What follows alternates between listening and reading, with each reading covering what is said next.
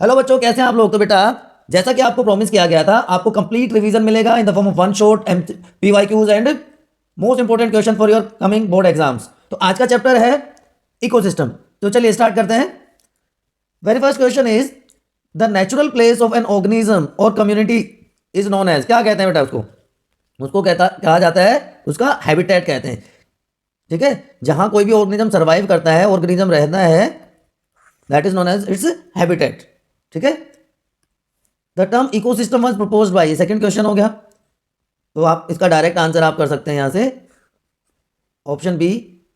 ठीक है, बड़ा इजी सा हो गया, लेकिन बहुत इंपॉर्टेंट क्वेश्चन है। आप next question, hyenas and vultures. अब आप में से बहुत सारे सोच रहे होंगे प्राइमरी कंज्यूमर हो गया, सेकेंडरी कंज्यूमर हो गया, टॉप कंज्यूमर हो गया। तो ये तो किसी दूसरे एनिमल को खाते हैं, तो ये तो क्या होंगे, सेकेंडरी या टॉप कंज्यूमर में से होंगे। लेकिन ऐसा नहीं होता है बेटा, बड़ा ट्रिकी क्वेश्चन है। हाइनास और वल्चर जो है ना बेटा, वो होते हैं स्क्वेंजर्स।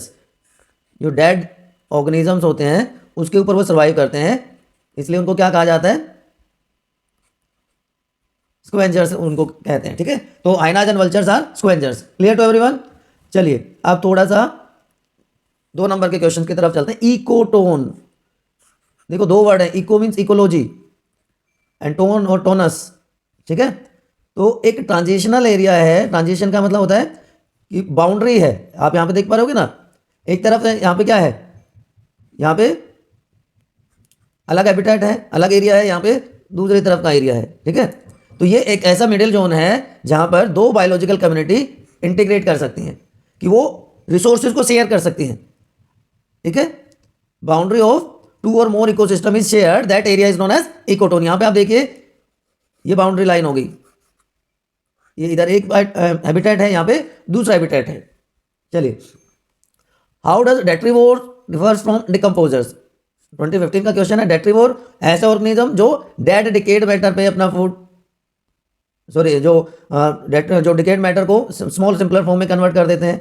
आठवां, वर्मी कंपोस्टिंग होती है ना इसके थ्रू, आप सबने पढ़ी है कि सॉइल को लूज कर देते हैं और वहां से फिर फर्टिलिटी इंप्रूव करने में हेल्प करते हैं। जबकि डिकम्पोजर्स क्या है, वो एंजाइमेटिक ब्रेक डाउन कर देते हैं कॉम्प्लेक्स ऑर्गेनिक मैटर का इनटू इनऑर्गेनिक सब्सटेंसेस। इसका एग्जांपल आप फंजाई दे सकते हैं। ठीक है, तो डिकम्पोजर और डेट्रीवोर ब्रॉडली हम एक ही समझते हैं यहाँ, लेकिन थोड़ा सा माइन्यूट सा डिफरेंस है बेटा।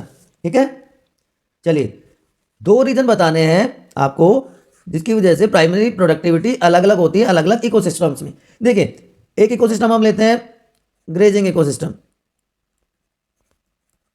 और दूसरा हम लेते हैं पोन्ड इकोसिस्टम। 2 अलग अलग टाइप के इकोसिस्टम्स हम कंसिडर करते हैं। तो यहाँ पे ग्रास है, इंसेक्ट है या ग्रेजिंग एनिमल्स हैं, लेकिन इस इकोसिस्टम में बिल्कुल अलग है। यहाँ पे क्या होगा, यहाँ पे फाइटोप्लैंक्टॉन्स होंगे, फाइटोप्लैंक्टॉन से जू प्लैंक्टॉन्स आएंगे, small fish, large fish and so on.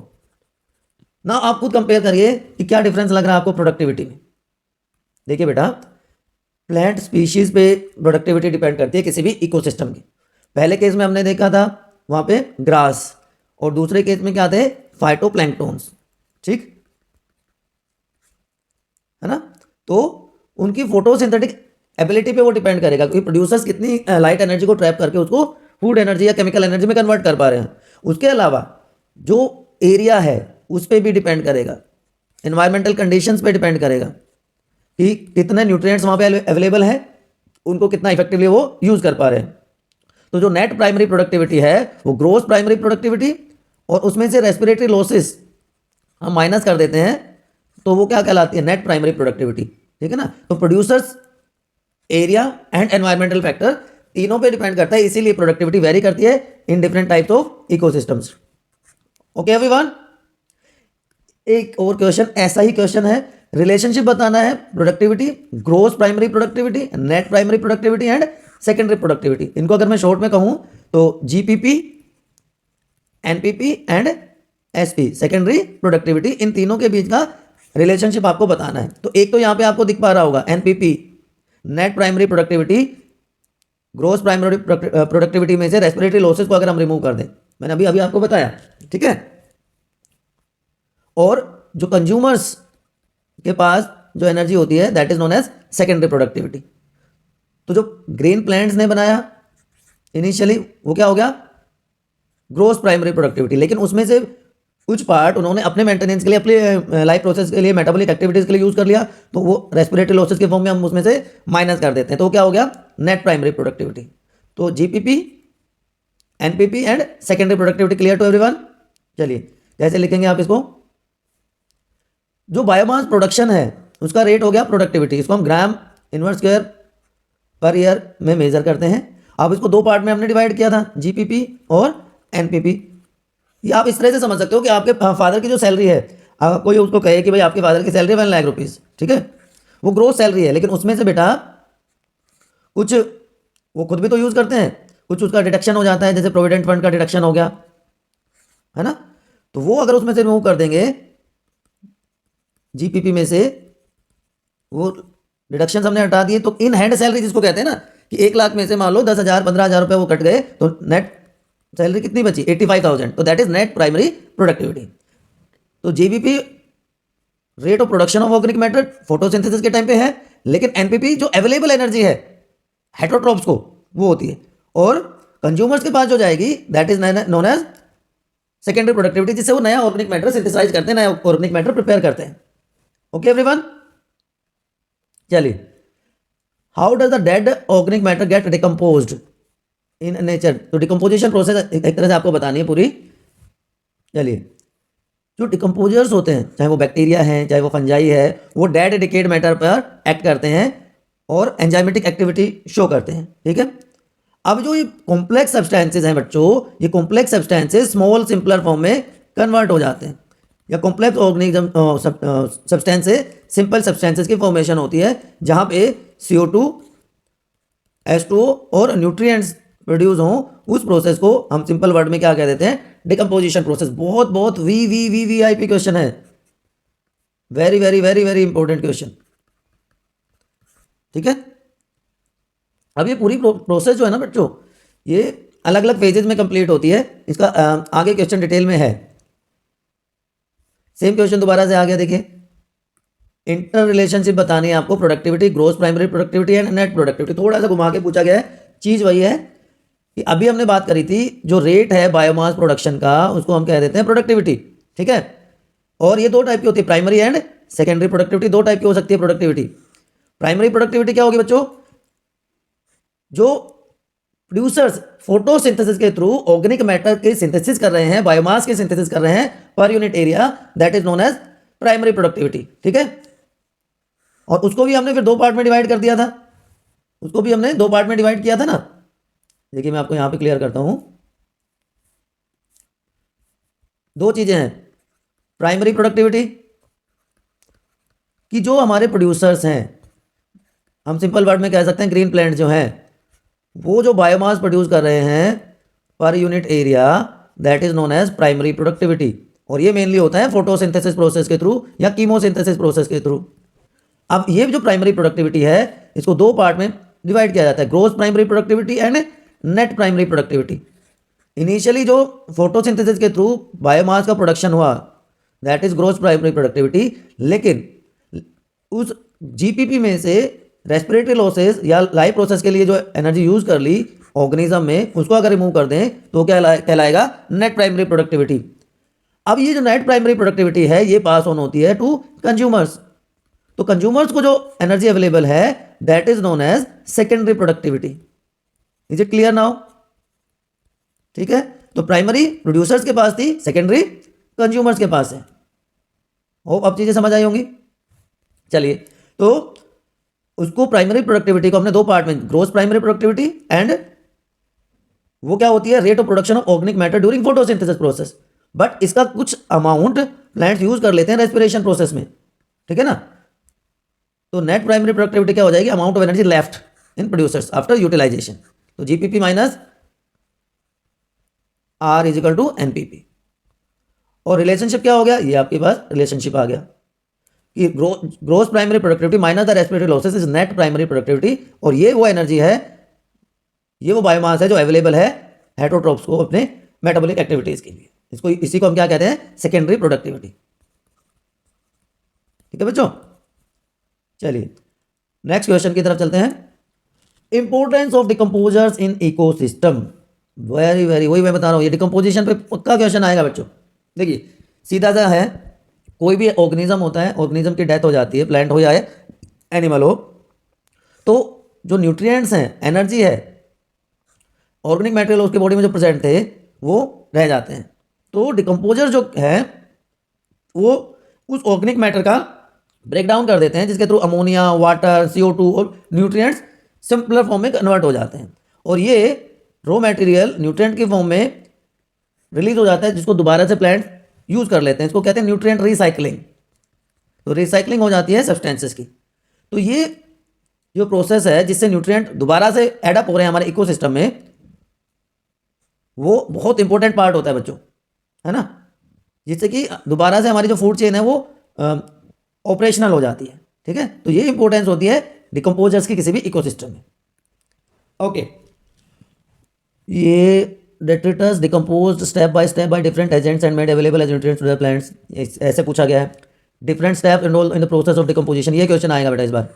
This question will definitely come, decomposition process, या इसको ऐसे भी पूछ सकते हैं। ठीक है, तो ये सारे स्टेप्स हम डिटेल में 1 by 1 डिस्कस करते हैं। चलिए, अभी मैंने बता दिया आपको डेट्रिटस क्या होता है, रॉ मटेरियल है डिकम्पोजिशन के लिए। कि मान लो एक प्लांट है हमारे पास, उस प्लांट से एक लीफ गिर गई, आपकी एनसीईआरटी में भी डायग्राम दिया है ना, और ये धीरे धीरे डिटैच होने के बाद इसका डिकम्पोजिशन शुरू हो जाएगा। ठीक है ना, तो ये जो प्लांट सेपरेट हुआ बेटा, तो लीफ धीरे धीरे डिकम्पोज होना शुरू हो जाती है। तो यही यही तो दिखाया गया है यहाँ पर, है ना, चाहे वो लीफ हो, बार्क हो, कोई भी पार्ट हो प्लांट का या एनिमल का, इंक्लूडिंग फीकल मैटर। तो ये एरोबिक प्रोसेस है, ऑक्सीजन की प्रेजेंस में ये ब्रेक डाउन होता है। ठीक है, अब इसके स्टेप कौन कौन से हैं? मेनली 4 स्टेप में ये पूरी प्रोसेस कंप्लीट होती है। ठीक है बच्चों, सबसे पहला होता है इसमें फ्रेगमेंटेशन। चलिए एक एक करके आपको सारे पॉइंट्स ही बताते हैं। देखिए, पहला है फ्रेगमेंटेशन, कि जो डेट्रिटस है, डेट्रिटस जो है उसको स्मॉल पार्टिकल्स में कन्वर्ट करना, कि जो कॉम्प्लेक्स डेड मैटर है उसको सिंपल फॉर्म में कन्वर्ट करने की जो प्रोसेस है वो क्या कहलाएगी? फ्रेगमेंटेशन। कि भाई बड़ा सा पीस था, उस बड़े से पीस के छोटे छोटे पीसेस बनाने हैं, फ्रेगमेंट्स हो गए नहीं, तो इस प्रोसेस को क्या कह देते हैं? फ्रेगमेंटेशन। ठीक है, इसके बाद क्या होगा? ये सॉइल है, तो ये सॉइल सरफेस है। अब इसमें जो वाटर सोल्यूबल इनऑर्गेनिक सब्सटेंसेज हैं वो धीरे धीरे पेनिट्रेट करके सीपेज के थ्रू अंदर चले जाएंगे और प्रेसिपिटेट हो जाएंगे एज अनअवेलेबल सोर्स। तो इस प्रोसेस को क्या कहते हैं? लीचिंग। कि जो वाटर सोल्यूबल इनऑर्गेनिक न्यूट्रिएंट्स हैं वो सोइल में सीपेज के थ्रू चले गए। ठीक है, उसके बाद कैटाबोलिज्म होगा। कैटाबोलिज्म देखिए पहला क्या हुआ, ये पार्ट हो गया जिसको हम क्या कह रहे हैं? फ्रेगमेंटेशन कह रहे हैं। ठीक है, उसके बाद क्या हो जाएगा? लीचिंग प्रोसेस हो जाएगी। ठीक है, दो स्टेप्स मैंने आपको क्लियर कर दिए। तीसरा स्टेप जो है कैटाबोलिज्म, कि जो डेट्रिटस है ये माइक्रोबियल एक्शन के थ्रू, फंगल एक्शन के through small simpler inorganic compounds में कन्वर्ट हो जाए। ये देखिए माइक्रोबियल एक्शन इस पर स्टार्ट हो जाएगा, चाहे वो बैक्टीरियल एक्शन है चाहे वो फंगल एक्शन है, इसके थ्रू ये स्मॉल इनऑर्गेनिक पार्ट्स में टूट जाएगा, उसका ब्रेक डाउन हो जाएगा। ये first step, second step, third step, and in fourth step humification occurs, humus formation हो जाती है। तो nutrient rich layer of the soil is known as humus. तो ह्यूमस फॉर्मेशन की जो प्रोसेस है उसको क्या कहेंगे? Sorry, humification. ये डार्क कलर की होती है। ठीक है ना, and this humus acts as store house of nutrients. Store house of nutrients इसको कहा जाता है, बहुत इंपॉर्टेंट लेयर होती है बच्चों ये। ठीक है, ये रेजिस्टेंस होती है माइक्रोबियल एक्शन के अगेंस्ट, एंड बहुत स्लो रेट पे इसका डिकम्पोजिशन होता है। तो अभी मैं जो बता रहा था, it acts as a reservoir, store house of nutrients. तो ये फोर्थ प्रोसेस हो जाएगी, फोर्थ स्टेप हो जाएगा। एंड लास्टली ये पार्ट होगा, मिनरलाइजेशन हो जाएगा लास्ट में, कि जो न्यूट्रिएंट्स हैं वो वापस से डिग्रेड हो जाएगा माइक्रोबियल एक्शन के थ्रू, और इनऑर्गेनिक मैटर न्यूट्रिएंट रिलीज हो जाएंगे इनटू द सॉइल।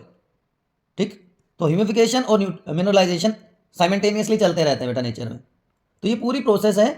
ये जो पार्ट था वो सेपरेट हो गया, जैसे लीफ का एग्जांपल हमने यहाँ पे लिया, इंसेक्ट्स ने खा लिया, उसके बाद वो एनर्जी के थ्रू फूड वेब में एंटर कर गया, लीचिंग प्रोसेस हुई फ्रेगमेंटेशन के बाद, देन कैटाबोलिज्म स्टार्ट हो गया, मिनरलाइजेशन हो गया और ह्यूमस की फॉर्मेशन हो गई। Earthworm plays important role in humification process. तो ये बहुत बहुत इंपॉर्टेंट है, इस बार आप इसको स्किप नहीं करना, ठीक है। चलिए नेक्स्ट क्वेश्चन देखते हैं। Man can be a primary as well as secondary consumer. Justify करना है खुद को। देखिए बिल्कुल होता है, आपने प्लांट को कंज्यूम किया, ठीक है, प्लांट से डायरेक्ट कोई फूड ऑब्टेन किया, फ्रूट खाया, तो आप क्या हो गए, प्राइमरी कंज्यूमर। लेकिन प्लांट को खाया गोट ने या हैन ने और उसको खाया ह्यूमंस ने, तो वो क्या हो गए, सेकेंडरी कंज्यूमर हो गया या कार्निवोर हो गया, ठीक है ना। तो यहाँ पे फर्स्ट सेकंड, यहाँ पे फर्स्ट सेकंड और थर्ड। तो मैन प्राइमरी कंज्यूमर भी हो सकता है और सेकेंडरी कंज्यूमर भी हो सकता है, डिपेंडिंग अपॉन वो प्लांट को खा रहा है डायरेक्टली या मीट ऑफ अदर एनिमल। तो वो हर्बीवोर भी हो सकता है और वो कार्निवोर भी हो सकता है, इसलिए उसको प्राइमरी कंज्यूमर भी कहते हैं और वो सेकेंडरी कंज्यूमर भी कहलाता है। Is it clear to everyone? चलिए another important question, standing crop क्या होती है एक ट्रॉपिक लेवल में। तो total mass of living organism, और मास ऑफ लिविंग ऑर्गेनिज्म की हम बात कर रहे हैं तो हम कह सकते हैं कि energy content of all the organism of a trophic level at a particular area ना स्पेसिफिक टाइम, ठीक है। तो total mass of living material और energy of all the organism of a trophic level at a particular time and location. कि मैं ये कहूँ आपको कि भाई ये एक एरिया है, इसमें एक ऑर्गेनिज्म के पास 1 किलो कैलोरी एनर्जी है, टोटल 10 ऑर्गेनिज्म है, ठीक है। और पर डे या पर सीजन हमें स्टैंडिंग स्टेट निकालनी है, तो 1 किलो कैलोरी एक ऑर्गेनिज्म है तो टोटल 10 किलो कैलोरी एनर्जी हो गई ना, तो that is standing crop of that particular area for a day और for a particular season. Depend करेगा हम किस में उसको मेजर कर रहे हैं। ये डिफर करता है स्टैंडिंग स्टेट से। स्टैंडिंग स्टेट का मतलब होता है बेटा the amount of nutrient present in the soil. तो ये एबायोटिक कंपोनेंट की बात हो गई और ये बायोटिक कंपोनेंट की बात हो गई। ये एक तरह से इनऑर्गेनिक मैटर हो गया, ये ऑर्गेनिक मैटर हो गया ऑफ इकोसिस्टम। समझ आई बात? तो बहुत अच्छी बात है, अगर नहीं आई है तो आप कमेंट सेक्शन में पूछ सकते हैं। चलिए अगले क्वेश्चन की तरफ चलते हैं। बड़ा अच्छा सा क्वेश्चन है। In a food chain trophic level represents a functional level not a species. Trophic level functional होता है ना कि स्पीशीज। देखिए यहाँ पर प्रोड्यूसर्स हैं, प्राइमरी कंज्यूमर हो गया, इंसेक्ट हो गया ग्रास ऊपर के फॉर्म में, secondary consumer, tertiary consumer, top consumer या क्वार्टनरी। तो ट्रॉपिक लेवल इंपॉर्टेंट है ना कि स्पीशीज। कैसे बताते हैं, देखिए ट्रॉपिक लेवल जो है बच्चों वो फंक्शनल लेवल होता है क्योंकि उसकी स्पेसिफिक पोजीशन है एक फूड चेन में। All organisms occupying a particular place in their natural surrounding और इन अ कम्युनिटी, वो फीडिंग करते हैं, रिलेशनशिप शो करते हैं दूसरे ऑर्गेनिज्म के साथ। ये स्पेसिफिक पोजीशन ऑर्गेनिज्म की फीडिंग रिलेशनशिप के ऊपर बेस्ड है कि कौन सा जो है सोर्स है उनका न्यूट्रिशन का या फूड का। देखिए सॉरी, कैसे कैसे समझ सकते हैं आप इसको, यहाँ पे इसको समझ सकते हैं हम, एक सेकेंड। देखिए ग्रास ईटिंग ऑर्गेनिजम्स हैं या ग्रेजिंग एनिमल्स हैं, उसमें आपकी गोट भी आ गई, उसमें आपका डियर भी आ गया, है ना, उसमें आपके इंसेक्ट्स भी आ गए। तो स्पीशीज की इंपॉर्टेंस नहीं है ना, ट्रॉपिक लेवल की इंपॉर्टेंस है। देखो second trophic level, grass is first trophic level जिसको हम प्रोड्यूसर्स कह रहे हैं, तो producer from the first trophic level. Primary consumer जो है वो सेकेंड ट्रॉपिक लेवल बना रहे हैं इररेस्पेक्टिव ऑफ द स्पीशीज, जो भी उस पर डिपेंड कर रही है प्रोड्यूसर्स पे या फर्स्ट ट्रॉपिक लेवल पे। समझ आई बात? तो वो फूड सोर्स पे डिपेंड करता है ना कि ऑर्गेनिजम्स पे। अब प्रोड्यूसर जो फर्स्ट ट्रॉपिक लेवल को ऑक्यूपाई कर रहे हैं, जैसा कि अभी मैंने बताया, प्राइमरी कंज्यूमर जो हेर्बिवोर्स हैं वो second trophic level and so on. So यहां पे इसीलिए क्या है, ट्रॉपिक लेवल इंपॉर्टेंट है ना कि स्पीशीज। समझ आई बात आपको? चलिए ओके, क्या पूछ रहे हैं, बोटेनिकल गार्डन है हमारा, बहुत अच्छी बात है। Huge banyan tree growing on which hundreds of birds and thousands of insects live, ठीक है। एक बड़ा सा पेड़ है जहाँ पे huge number of insects and, ठीक है। तो पिरामिड ऑफ नंबर बताना है हमें, ड्रॉ करना है pyramid of number, hundreds of birds and thousands of, तो बढ़ रहा है कि ये प्लांट है, ये बर्ड है और ये इंसेक्ट है। पिरामिड ऑफ नंबर हो गया और आपको रीजन भी बताना है कि ऐसा क्यों है। तो इन्वर्टेड हो गया है तो सीधी सी बात है, इसमें कुछ सोचने की जरूरत ही नहीं है, ठीक है ना। Pyramid of number is inverted या उसको इस तरह से हम शो कर सकते हैं, pyramid of number and pyramid biomass showing interaction between tree. ये एनसीईआरटी का मैंने लिया है, इसको हम स्पिंडल शेप्ड भी कहते हैं। तो ये ह्यूज ट्री था, इंसेक्ट्स का नंबर सबसे ज़्यादा, बर्ड्स का नंबर उससे कम। यहाँ पे सिर्फ 3 चीज़ें दी हुई थी, इसलिए मैंने पहले वाला बनाया था कि प्लांट हो गया, बनियन ट्री हो गया, फिर बर्ड्स और सबसे ज़्यादा इंसेक्ट्स, है ना। इसको और एलेबोरेट किया गया है तो ये स्पिंडल शेप्ड हो जाता है, अदरवाइज ये इन्वर्टेड होता है। Clear to everyone? चलिए अभी 2018 का क्वेश्चन है, the produce products of ecosystem processes are named as ecosystem services. 4 services बतानी है, तो सिंपल सी बात है, क्या क्या मिलता है हमें। एयर और वाटर प्योरीफाई होती है, ग्लोबल वार्मिंग, ड्रॉट, फ्लड्स को कंट्रोल करने में, बायोडाइवर्सिटी को मेंटेन करने में, पोलिनेटर्स मिल जाते हैं हमें वहाँ से, एस्थेटिक, कल्चरल और स्पिरिचुअल वैल्यूज मिलती है। बड़ा सिंपल सा आंसर है ना। चलिए नेक्स्ट क्वेश्चन देखते हैं। Pyramid of energy is never been inverted. बिल्कुल बेसिक सी बात है, 10th क्लास से आप पढ़ते आ रहे हो। Unidirectional flow of energy occurs, unidirectional flow होता है एनर्जी का बेटा नेचर में, तो हमेशा प्रोड्यूसर से और कंज्यूमर की तरफ जाती है एनर्जी, एंड वहाँ पे 10% लॉ ऑफ एनर्जी ट्रांसफर भी आ जाता है जो लिनमैन ने दिया था। ठीक, तो when energy flow from a trophic level to next higher trophic level, some part of energy is lost as heat at each step. ठीक है, इसलिए वो यूनिडायरेक्शनल फ्लो हो जाता है, वो इन्वर्टेड नहीं हो सकता। Okay 2019 the type of ecological pyramid given. देखिए primary producer, first trophic level, primary consumer, secondary consumer, top consumer. ठीक है, ड्राई वेट की बात होगी तो बायोमास हो गया, इसमें तो दिमाग लगाने की जरूरत नहीं, खुद ही आंसर दे दिया उन्होंने। और वही क्वेश्चन आ गया दोबारा से, pyramid of energy is always upright. ये जो बातें मैंने आपको अभी बताई थी, 10% energy is transfer to higher energy level only, and unidirectional flow होता है एनर्जी का, इसलिए वो हमेशा अपराइट होता है यूनिडायरेक्शनल फ्लो की वजह से। ठीक है बच्चों, चलिए ऑब्जर्व करना है गिवन फिगर को and identify the type of age pyramid. Pre reproductive, reproductive, post reproductive. देखिए प्री रिप्रोडक्टिव मैक्सिमम है और पोस्ट रिप्रोडक्टिव मिनिमम है, तो सीधी सी बात है over the period of time pre reproductive he reproductive में जाएगा और रिप्रोडक्टिव से पोस्ट रिप्रोडक्टिव बन जाएगी, तो एक्सपेंडिंग पॉपुलेशन हो गई ये तो, है ना। तो एक्सपेंडिंग एज पिरामिड हो गया ये तो। बिल्कुल सिंपल सी बात है कि अगर रिप्रोडक्टिव का नंबर ज़्यादा हो और प्री रिप्रोडक्टिव का नंबर कम हो तो वो डिक्लाइनिंग हो जाएगी, लेकिन यहाँ पर प्री रिप्रोडक्टिव मैक्सिमम है और पोस्ट रिप्रोडक्टिव सबसे कम है, तो एक्सपेंडिंग पॉपुलेशन होगी बच्चों। तो ये पिछले कुछ सालों के PYQs हैं जो हमने डिस्कस किए, वन शॉट अवेलेबल है आपके बायोनीति चैनल पर। मैंने आपके लिए यूनिट वाइज प्लेलिस्ट बना दी है बच्चों, यूनिट वाइज प्लेलिस्ट हैं, आप वहाँ पर जाइए और उसमें चैप्टर्स हैं, चैप्टर्स में 3 पार्ट हो गए अब तो।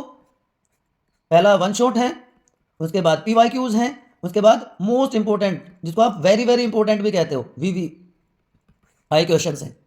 लास्ट में हम फिर यूनिट वाइज टेस्ट करेंगे और फुल सिलेबस टेस्ट, तो उसके बाद मुझे नहीं लगता इसमें कोई भी डाउट होगा, है ना। तो ये अंतिम युद्ध हमने शुरू कर दिया बेटा एक तरह से आपके बोर्ड एग्जाम्स के अगेंस्ट। उसके बाद नीट की टेस्ट सीरीज चलेगी, नीट की प्रिपरेशन चलेगी, दैट इज डिफरेंट। लेकिन अभी हमारा टारगेट, हमारा फोकस एरिया क्या है, बोर्ड में 70 आउट ऑफ 70। कितने बच्चे साथ देने के लिए रेडी हैं प्लीज कमेंट सेक्शन में बताइए, और आपका जो भी डाउट है वो भी आप कमेंट सेक्शन में पूछते रहिए। चलते हैं, till then keep studying, good luck.